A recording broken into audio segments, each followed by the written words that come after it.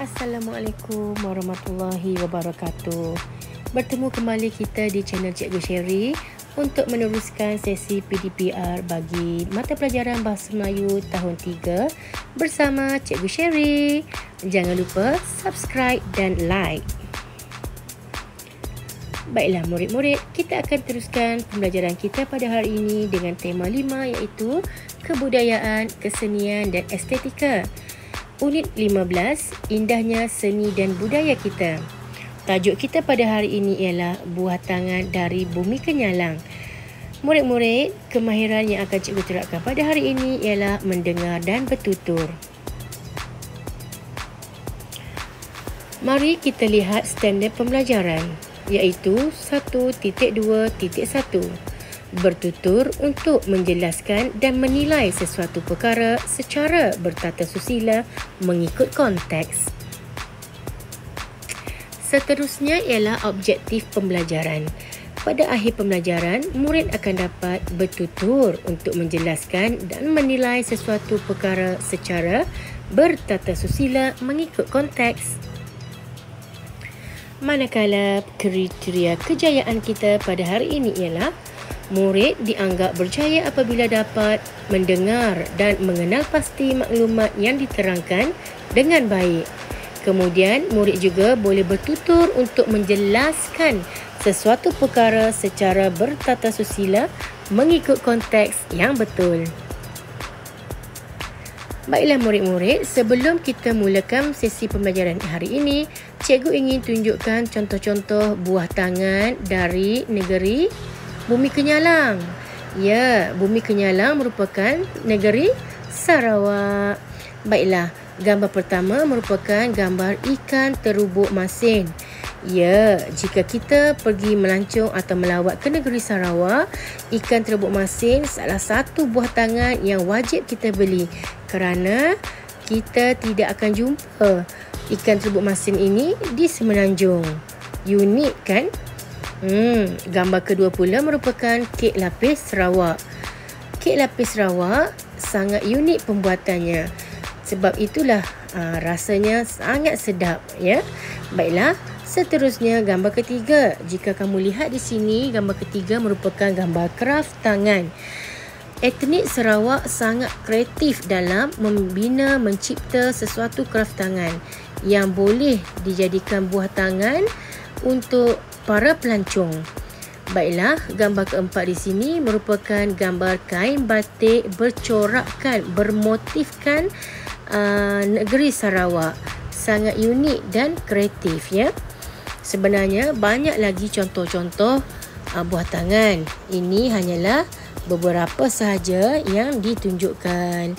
Baiklah, sekarang murid-murid bolehlah buka buku teks Bahasa Melayu tahun 3 jilid 2 halaman 13. Pada halaman ini tertera ataupun terdapat teks berkaitan dengan buah tangan dari bumi kenyalang. Baiklah, kita beralih kepada aktiviti 1.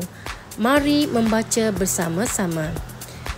Ya, cikgu akan baca teks ini. Jadi, cikgu berharap murid-murid juga akan bersedia dan dapat ikut baca bersama-sama cikgu. Buah tangan dari bumi kenyalang. Dayang Fatimah telah menghadiahkan selampai manik kepada Nabila.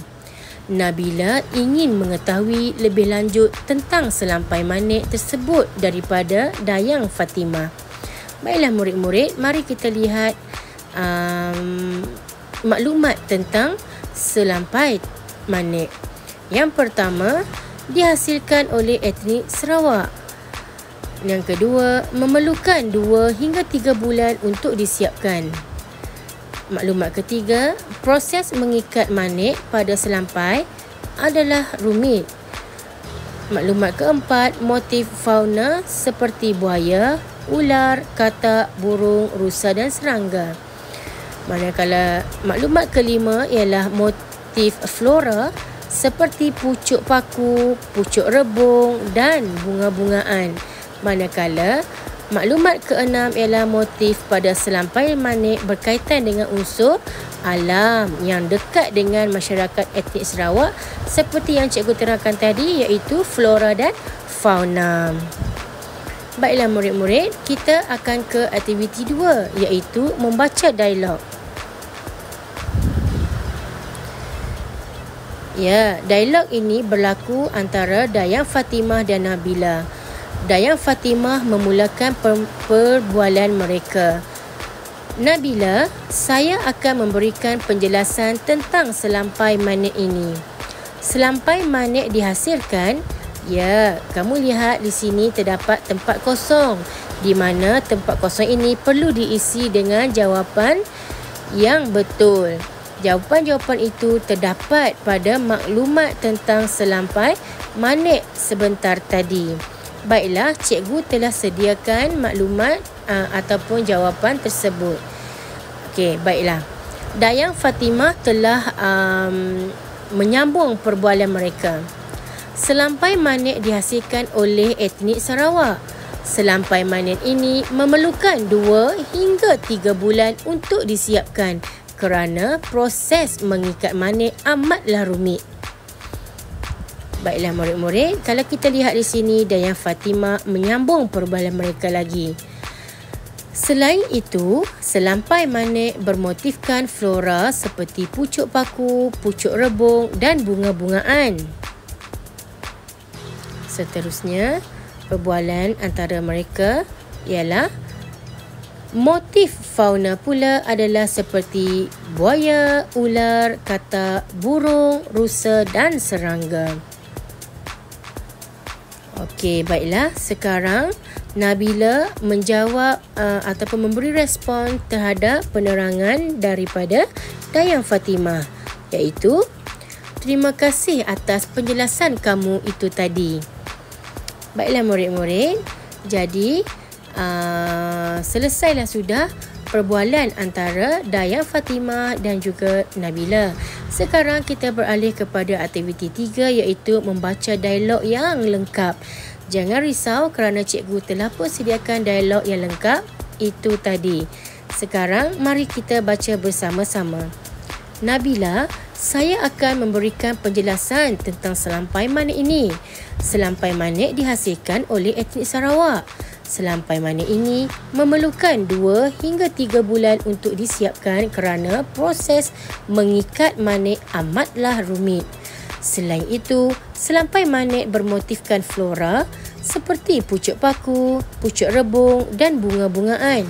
Motif fauna pula adalah seperti buaya, ular, katak, burung, rusa dan serangga. Terima kasih atas penjelasan kamu itu tadi. Ya, lengkap kan perbualan ini? Baiklah murid-murid, sekarang merupakan tugasan yang perlu kamu siapkan. Iaitu yang pertama, murid perlu merakamkan bacaan dialog antara Dayang Fatimah dengan Nabila yang lengkap pada aktiviti 3 yang kita baca sebentar tadi. Kemudian boleh hantar ke channel Telegram. Tugasan kedua ialah murid perlu menjawab soalan dalam buku aktiviti jilid 2 muka surat 15. Setelah siap, bolehlah hantar ke channel Telegram mengikut tarikh. Baiklah murid-murid, cikgu berharap penerangan itu tadi dapat membantu kamu menjawab soalan dan memberi maklumat tentang selampai Manik. Terima kasih daripada cikgu.